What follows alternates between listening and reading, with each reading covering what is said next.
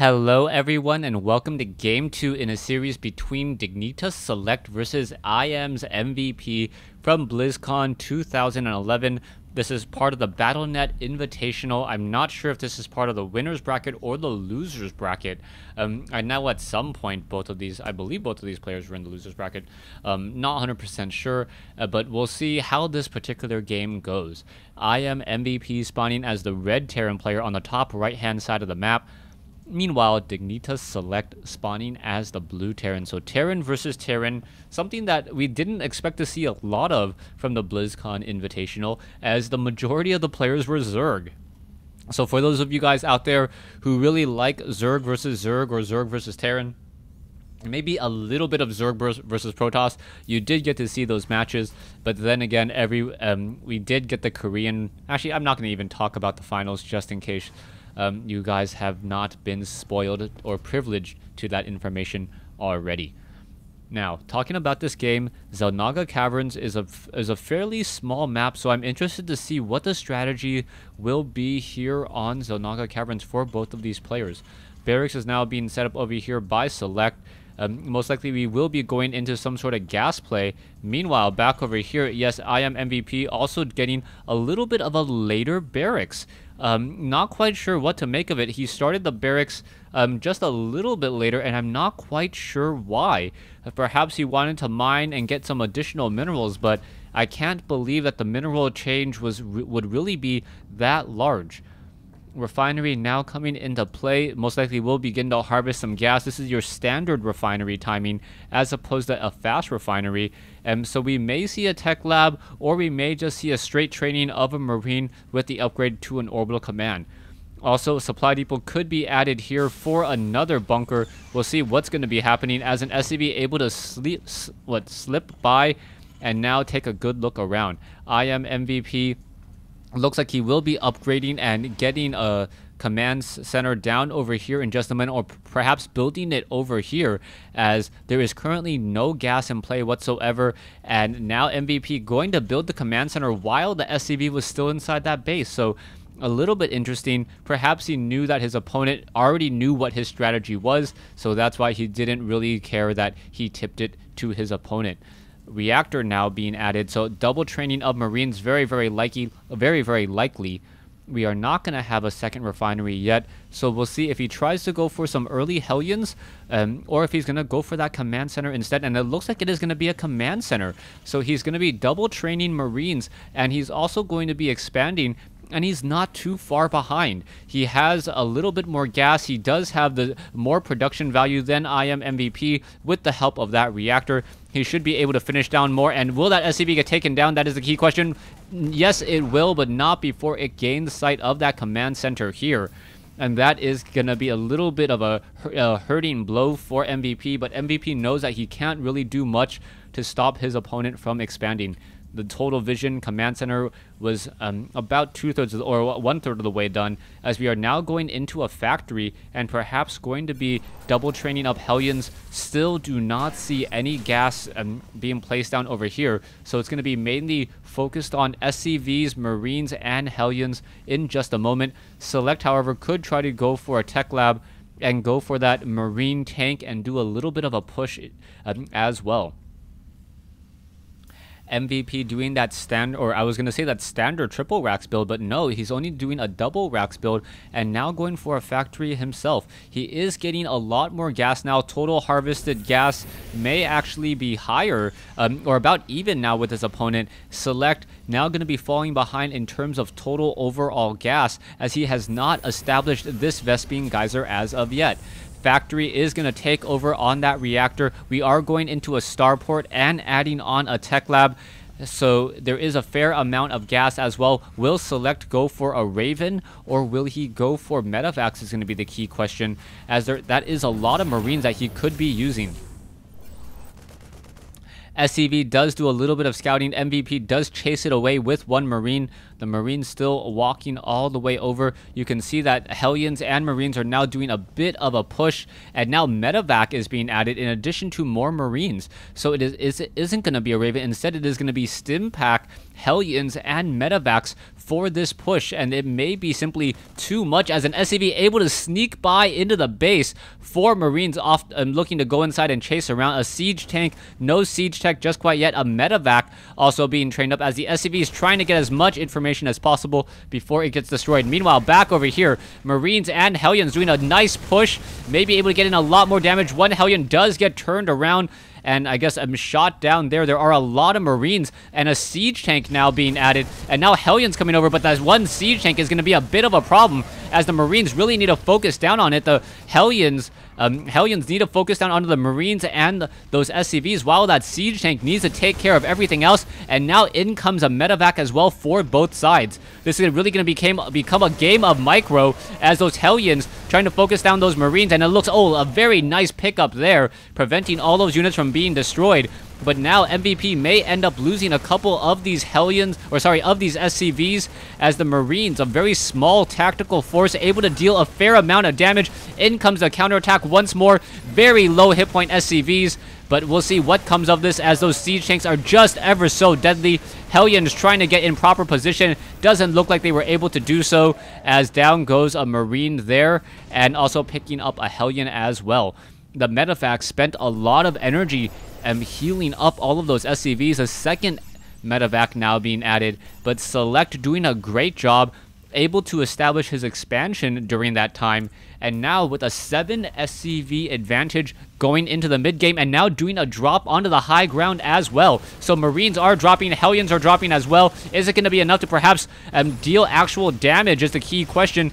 The Marines going after some of those units, and now it looks like those SCVs are going to try to fight back. They will be able to do so, but MVP did lose some critical mining time, as we can see that MVP does have a slightly larger army, but he isn't able to do nearly as much with it. Select now establishing up his 4th refinery. He should be able to do a lot more. SCVs, I guess, being transferred back into the main base. That's something that you rarely ever see. Perhaps Select felt that he overpulled some of those units. Hellions now running straight into a Xel'Naga cavern, or Xel'Naga tower inside the caverns here, only to be meted and greeted by a lot of siege tanks and Marines. The siege tanks do not have siege tech as of yet, and that may be a bit of a mistake. MVP perhaps thinks that he already has it when he doesn't, and he's not going to really be able to utilize the superior range. Select also establishing a command center off over here. There is a bunker in position. Siege tanks, both sides trying to fight it out, and really the siege tanks are not going to be able to do very much at all. They do have a range of 7 though, so a siege tank could try to go toe-to-toe with that bunker, and with a range of 7 be able to attack the bunker without getting hit back. MVP finally realizing his mistake, starting to get that siege tech. A Marauder could be added in there as well, as the units are now once again on the move. Select still with a slightly smaller army, but it feels like at any time, if Select can catch MVP out of position, he may be able to come in with a very, very nice decisive victory in this game, taking a very early battle, as he does have this one command center nearly completed for an all-important 3rd base. Marines are not upgraded at all. Siege tanks, Marines now desperately trying to run away. The siege tanks are going to start to siege, and this one bunker will get destroyed very quickly. It needs to back off. Is Select going to be able to rally? Is he going to be able to salvage it? No, unable to salvage. Select does need a little bit more longer for his own siege tank. Siege tank now completed.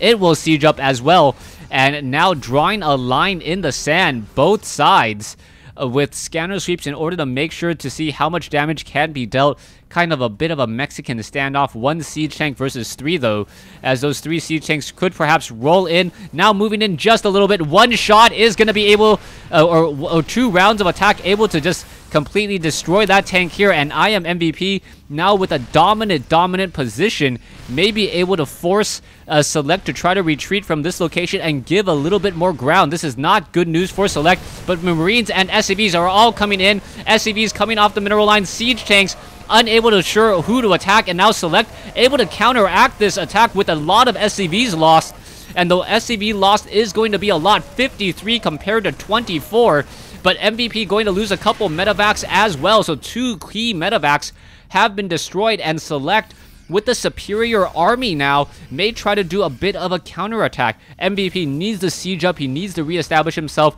He does have a strong economic advantage if it wasn't for this additional orbital command over here calling in more mules. Currently, you see Select sitting on 5 mules, so his economy is still through the roof. You're going to see that income, perhaps even with his opponent, as the siege tanks are now starting to make their move forward. Siege tanks down here on the low ground. Perhaps a siege tank over here, an elevator drop would work out. The medevac, what's going to be happening here? There you go. It is, in fact, going to be an elevator drop, and now all these Marines are going to be positioned over here to try to be in a defensive posture, canceling that as the Marines and siege tanks, both sides stimming in MVP in a bit of trouble as he's going to lose a lot of his buildings as well. Now it looks like there's going to be an attack force over here. Marines going to be able to push in MVP and a brilliant counterattack, or a brilliant counterattack after it looked like MVP was going to be able to take down Select. A lot of these Marines are going to get destroyed here. SCVs coming off, and MVP is going to end up losing a lot of SCVs of his own.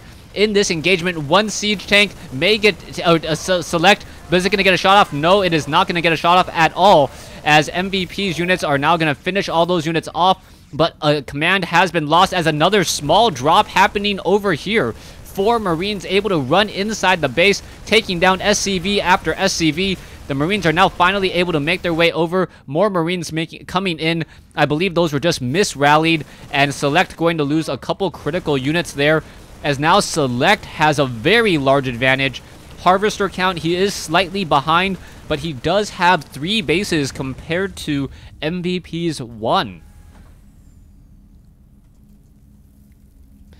Now, MVP really needs to figure out what he's trying to do in the long run. He needs to make sure that it has a good enough defense, but Select going to be able to utilize these medevacs and just be able to drop straight up onto the high ground very, very easily. Siege tanks are going to siege up on the low ground here, providing a lot of cover fire.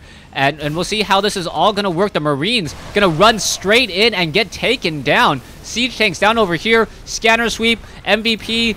What is going to be happening? Siege tanks, both sides getting shelled completely apart. Another siege tank may get taken down. But Select, having the units to lose, he is not exchanging units well. But he does have a stronger economic advantage, so he can almost afford to lose these units. Taking a look at the total losses, though, MVP has currently lost more resources in the overall battles, as now medevacs once again going in for another drop, going to drop straight on top of these siege tanks. Marines now pulling away, getting some cover fire from these tanks on the bottom, and this is really looking good for Select. 3 medevacs for 5-6 Marines. They may be able to stim back in, but MVP does have 3 medevacs and a lot more Marines as well.